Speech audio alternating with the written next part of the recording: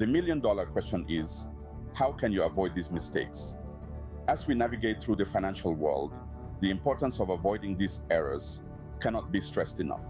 It's the difference between a future of financial stability and a future filled with financial uncertainty. The initial step towards avoiding these mistakes is self-education.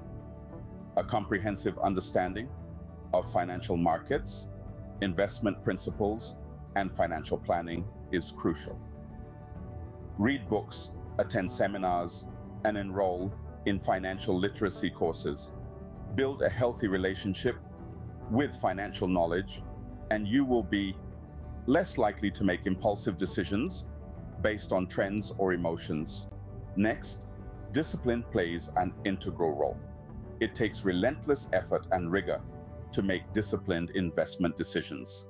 It's not about investing heavily when the market is booming or making desperate moves when things are going south. It's about steady, disciplined investing based on a well-defined plan.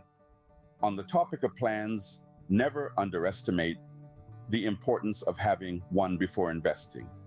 A well-considered plan will guide your investment decisions, provide a roadmap goals, and serve as a safety net in times of uncertainty. It helps you avoid the trap of chasing trends and making investments based on emotional decisions.